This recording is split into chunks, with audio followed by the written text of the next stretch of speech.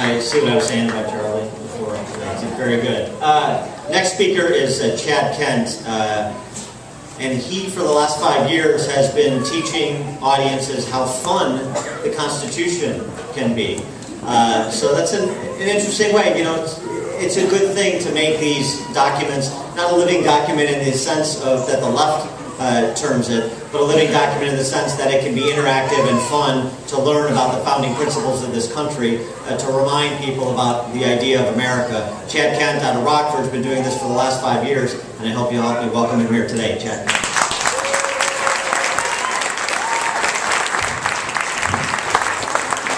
As it turns out, there's a step there. Always good to come up on the stage before you speak. Lesson number 1. All right, it is awesome to be here at Freedom Fest.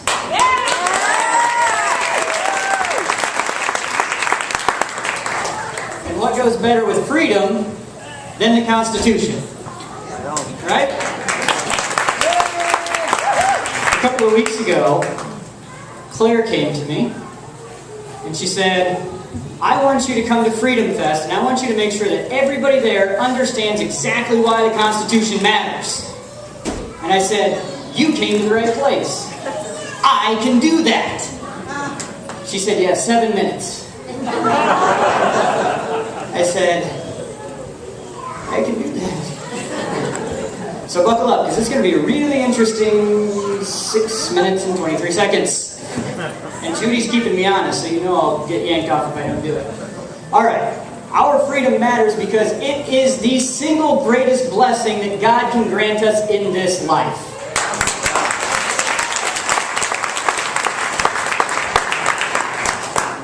It is the source of everything that we love to do, anything that we really enjoy doing in our life. Every really great experience that we have in our life has at its source the fact that we are free. And our Constitution was designed specifically to protect that freedom. So what that means is, anytime that our government or our politicians violate that Constitution or ignore that Constitution, it puts your freedom and the great life that we are living today in danger. That is why the Constitution matters. So what I want to do with you today is do just a really quick illustration to help you see why it is, or how exactly when we violate that Constitution, how it impacts your life on a personal level. So I talked to Michelle ahead of time, and she said that she would be my guinea pig. All right. Now, if you can't see, I'm going to put three bowls on the front. I know somebody in the back can't see it, but I'm going to give you put three bowls in the front.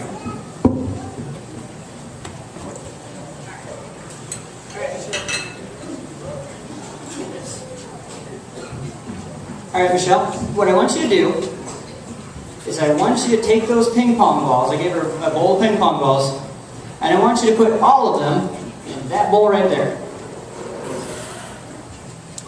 Okay, that's your final answer. That's what you're going with. Okay, who here that can see the bowls thinks that Michelle did it correctly? All right. So, who thinks that Michelle did that correctly? Alright, what do you think if I were to grab a couple of them, put them in Claire's bowls? Would I have done it correctly? What if I would take one of these balls and throw it out there? Now would I have done it correctly? Common sense, right? You're all asking yourself, why are we doing this? This is stupid, it's too simple, right? But believe it or not, our Supreme Court would tell you that I did it correctly. You can put those down. Thank you, Michelle. They would tell you that I was the one that did it correctly. The very first line of the Constitution. So I did some serious digging here. The first line of the Constitution, Article 1, Section 1, says, all legislative power herein granted shall be vested in a Congress.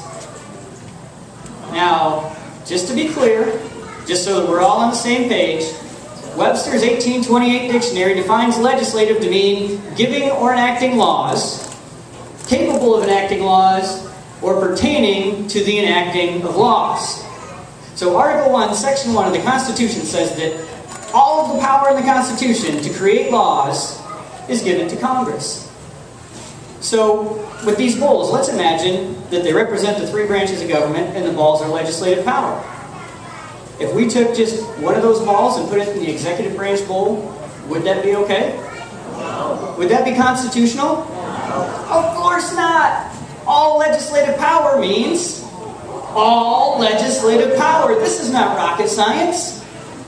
And yet, the Supreme Court tells us that all doesn't really mean all. It kind of means most, or a good portion of, or some.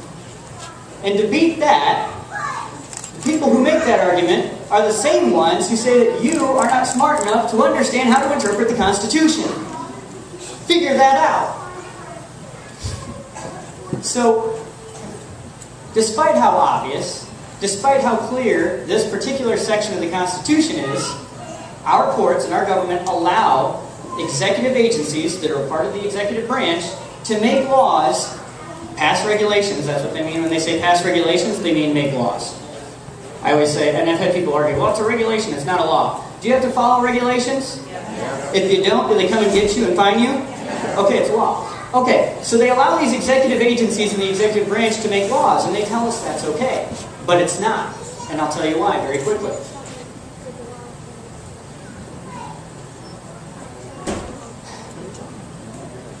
Actually, let me tell you one more thing. By the way, they are passing these things so fast that they can't count them. I meant to tell you this. What? Oh, voter ID is one of those. Very good. In any event, they're passing these things so fast they can't even count them. The Department of Justice, back in the 90s, did a study.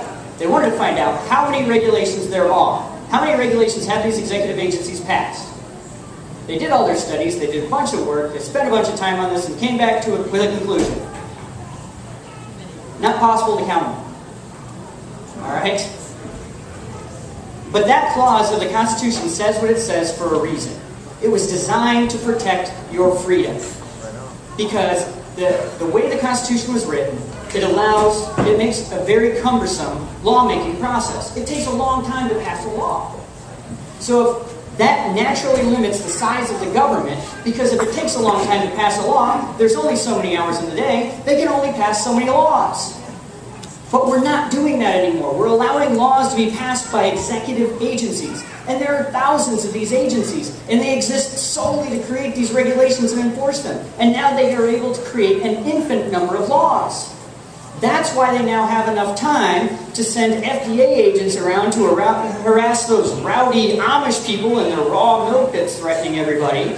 And to send EPA agents around to tell you what kind of light bulbs you need to use to light your apartment or your home and all those other things. Those are just two examples.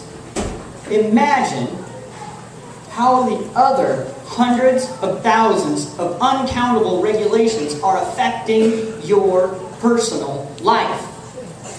You start to see why the Constitution matters? All that intrusion just because we ignored one word in one clause of our Constitution. Our Constitution, as hopefully you've just seen, was designed very specifically to protect your freedom. It was designed to give you the greatest amount of freedom possible. It was designed to give you the greatest amount of control over your own personal life as possible. And for the last 223 years, it has been doing exactly that, better than any system of government in the history of the world.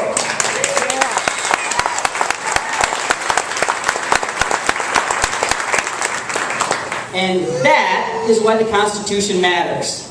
All in under 7 minutes. Now, how did we do? God bless you all, and God bless America. Thank you.